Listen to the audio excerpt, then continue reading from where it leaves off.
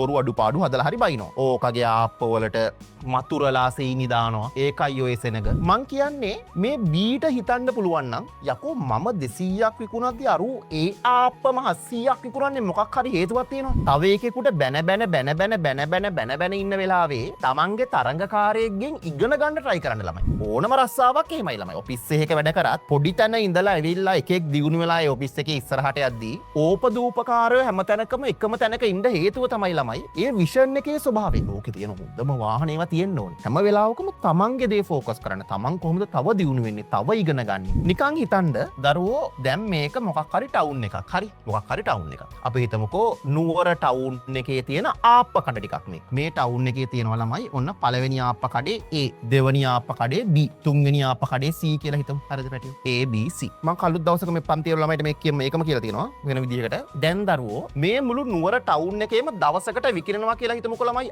ආප්ප 1000ක්.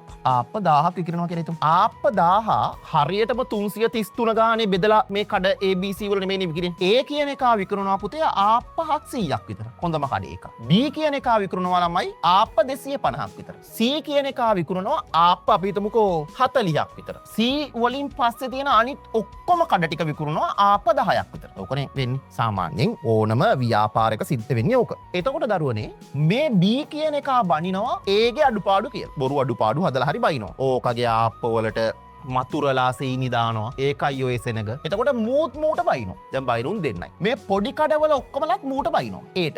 එතකොට ළමයි ඒ තමයි වැඩිපුරම වැනුම් අහන්නේ සමාජේ. මං කියන්නේ මේ බීට හිතන්න පුළුවන් නම් යකෝ මම 200ක් විකුණද්දී අරු ඒ ආප්පම 700ක් විකුණන්නේ මොකක් හරි හේතුවක් තියෙනවා. ඒ හේතුව හොයලා බැලුවා නම් අඩුම ගානේ මූට මුගෙන් ආප්ප තව 200ක් කඩාගෙන 450ක් විකුණන්න තිබ්බා. තව එකෙකුට බැන ඉන්න වෙලාවේ තමන්ගේ තරංගකාරයෙක්ගෙන් ඉගෙන ගන්න try කරන්න ළමයි. නේද? ඒක ඇත්තටම ළමයි බණිනේවට උත්තර දෙන්න වෙලාවක් නැහැ. ඇයි ඒ ළමයි? ඌ හිතන්න ඕනේ මම කොහොමද 700න් එහාට විකුණන්නේ? ආප්ප කණ්ඩ පුරුද්දක් නැති මිනිස්සුන්ට මං කොහොමද ආප්ප කන පුරුද්ද ඇති කරන්නේ? මම කොහොමද මගේ ආප්ප කඩේ තව ටවුමක දාන්නේ බ්‍රාන්ච් එකක්? ඒකයි පුතේ හැමදෑම බණිනෝන් එක තැන ඉඳ දියුණු වෙන එක දියුණු වෙන්නත් හේතුව. තේරුණාද? ඕනම රස්සාවක් එහෙමයි ළමයි. ඔෆිස් එකක වැඩ කරත් පොඩි තැන ඉඳලා ඇවිල්ලා එකෙක් දියුණු වෙලා ඒ ඔෆිස් එකේ ඉස්සරහට යද්දී ඕපදූපකාරයෝ හැමතැනකම එකම තැනක ඉන්න හේතුව තමයි ළමයි ඒ විෂන් එකේ ස්වභාවය. පැහැදිලිද? විෂන් එකේ ස්වභාවය. අනික මේ B කියන එක A කියන එකාට බනින්නේ ඌට උගේ ආපේ විශ්වාස නැති නිසා ළමයි. A කියන එකාට B කියන එකාට බයින්න හේතුවක් නැහැ. ඇයි ඒ?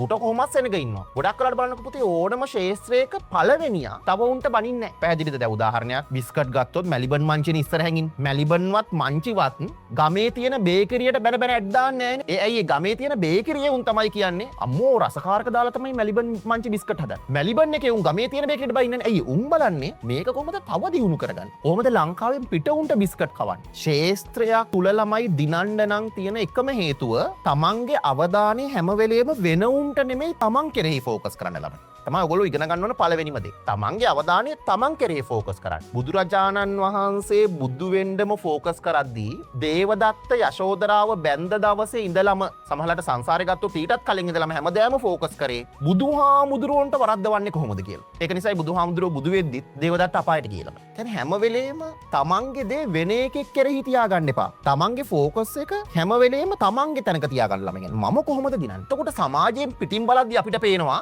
යකෝ හැමෝම ඒ කියන එකාට තමයි බනින්නේ. ඒ කියන ආප්ප කඩේට. දැන් උදාහරණයක් අර එක ආප්පයක් විකුණන පොඩි ආප්ප කඩේකට කවුරුත් බනින්නේ නැහැ. ඌට සතුටුයි.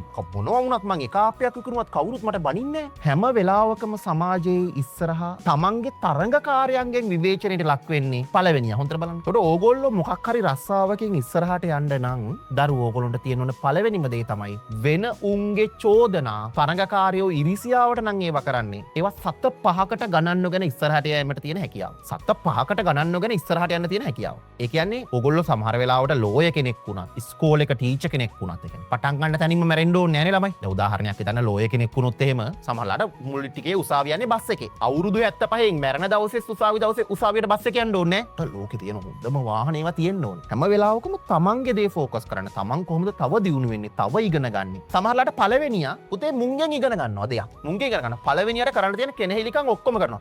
මේකේ සේවකයෝ හොරෙන් මේ කඩවලුන් ගන්නවා. හරිද ඒත් පළවෙනිය වැටෙන්නේ ඇයි හරි සේවකයා ගියාද ඌ කල්පනා කරනවා ඊට වඩා හොඳ එකෙක් කොහොමද ගෙන්න ගන්න පැහැදිලිද තමයි ළමයි සාමාන්‍යයෙන් රැකියාවක සෝ ජීවිතේ වුණත් ඉස්සරහට යන එකේ ප්‍රධානම දේ කවදාරි දවසක පෞල් ජීවිතයක් හදාගත්ත කාලෙකත් ඔයාලා හිතන්න ඕනේ මට හම්බෙච්ච මිනිහා තමයි හොඳම මිනිහා කියලා මට හම්බෙච්ච ගෑණි තමයි හොඳම ගෑණි කියලා ලෝකේ හැමෝම මිනිස්සුන්ගේ අඩුපාඩු තියෙනවනේ ළමයි පැහැදිලිද උඩ කවදාකවත් සමාජයේ ඉන්න හොය යාළුවෙක්ගේ එකෙක් එක්ක තමන්ගේ කව සංසන්දනය කරන්න එපතොර අඩුපාඩු තමයි පේන්නේ ළමයි කොහොම ඉන්නබ බැරි නම් දාලන එක වෙනම එකක් හරිද ටොක්සික් එකෙක් නම් දාලන එක වෙනම දෙයක් හැබැයි ළමයි හැම වෙලේම තමන්ගේ පවුලට ෆෝකස් කරන්න ගම්වල ගෑනු බලන්න ළමයි තමන්ගේ ගෙදර බයිසිකලයක්වත් නැහැ එහා ගෙදර එකා කාර් එක ගත්තාම ඌ කාර් එක ගත්තේ කුඩු විකුල්ලා කියලා ගම වටේ කියන්නේ යන්නේ උන් හැමදාම එකම තැනනේ ජීවිතේ හැම වෙලාවකම ළමයි තමන් විශ්වාස කරන්න ඕනි තමන්ව මම මුලින්ම 2020න් පස්සේ ප්‍රසිද්ධ වෙද්දි මම මගේ මාල ටික මෙහෙම්මම තිබ්බා හරිද මං ෂර්ට් එක උඩින් දාගෙන ආවේ හැමෝම වෙන්න රස්තිය අදුකාරයෙක් රස්තිය මම ගණන් ගත්තේ නැහැ දැන් ළමයි හැම එකම ෂර්ට් එක උඩින් දාන්න උගන්නන්නේ මම ඔන්ලයින් පන්ති විතරක් කරද්දී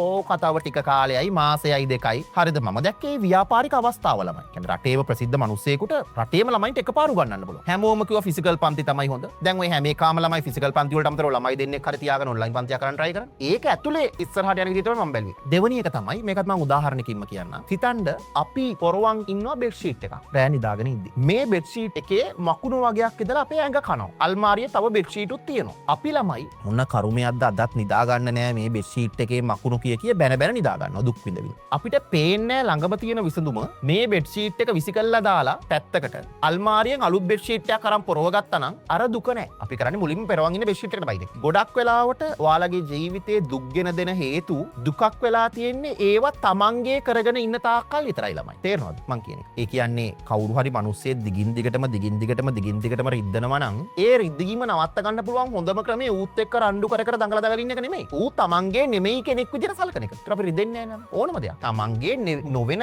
දේවල් වලින් අපිට රිදෙන්නේ නැහැ. රිදීමෙන් ගැලවෙන්න පුළුවන් එකම දේ තමන්ගේ නෙවන තැනකට ඒකපත් කරන එක. තමන්ගේ නොවන තාක් අපිට ඒක රිදෙන්නේ. අනික් කාරණාව තමයි දරුවෝ ලෝකෙ ඉස්සරහට යද්දී ඕගොල්ලෝ ගොඩාක් ජෙනුවින් මිනිස්සු වෙන්න ඕනි. ජෙනුවින් මිනිස්සු කියලා කියන්නේ සමහරලාට අපිට පේන්න පුළුවන් වැරදි දේවල් කරලා ඉස්සරහට යන මිනිස්සු ළඟින් ඉස්සරහට යනවා වගේ. මෙච්චර අපි අවංකව ඉඳලත් ඇයි අපිට මෙහෙම කෙලවෙන්නේ? මමත් වංචාකාරයෙක් වුණා නම් මට ඊට වඩා ඉස්සරහට යන්න තිබ්බනේ කියලා හිතෙන්න පුළුවන්. නෑ ළමයි. ජීවිතේ පණ යන අන්තිම හුස්ම වෙනකන් හොඳ මිනිස්සෙක් වෙන්නම try කරන්න. පණ යන අන්තිම හුස්ම වෙනකන් හොඳ මිනිස්සෙක් වෙන්න try කරන්න. මොන දේ නැති වුණත් Tamanට. හරිද? වටින්නේ Tamanගේ හෘද සාක්ෂියේ නිදහස ළමයි. හරිද? හොඳ මිනිස්සුන්ට අපි කියනවා හිත හදාගන්න සමහර වෙලාවට කමන්නේ මට කවදා හරි දවසක හරියයි කියලා. සමහරට කවදා හරි දවසක හරි නොයන්නත් පුළුවන්. ඒත් හොඳ මිනිහෙක්ම වෙන්න ළමයි. ඒත් හොඳ එකෙක් වෙන්න. හොඳ එකෙක් වෙනවා කියන්නේ මෝඩයෙක් වෙනවා කියන එකත් නෙමෙයි ඈ. ජෙනුවින් වෙන්න ළමයි. මිනිස්සුන්ට බොරු කියන්නේ නැතුව. ඒ කියන්නේ ස්ථානෝචිත ප්‍රඥාව පාවිච්චි කරන්න ඕනේ. හැබැයි කපටි කමෙන් තව එකෙක් කරවට්ටන්න නැතුව ජෙනුවින් එකෙක්ම වෙන්න try කරන්න. හරිද? මොකක් හරි තැනක ඕගොල්ලොන්ට ජීවිතේ තීරණයක් ගද්දි හරිද? තීරණයක් ගන්න වෙලාවල්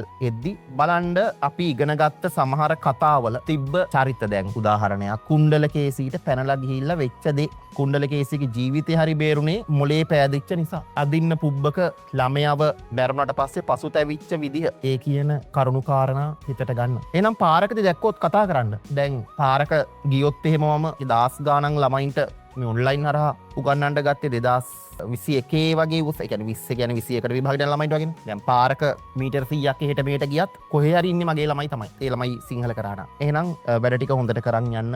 විභාගේ හරියට කරගන්න බැරි වෙලා ෆේල් වුණත් ඔයගොල්ලෝ මෙහෙ පන්ති ආපු ළමයි සිංහල නම් ෆේල් වෙන්නේ නැහැ එහෙම. මෙහෙ පන්ති ආපු ළමයි. එහෙනම් අපි හම්බෙමු කොහේදී හරි දවසක. ජය වේවා පුතේ හැමෝටම.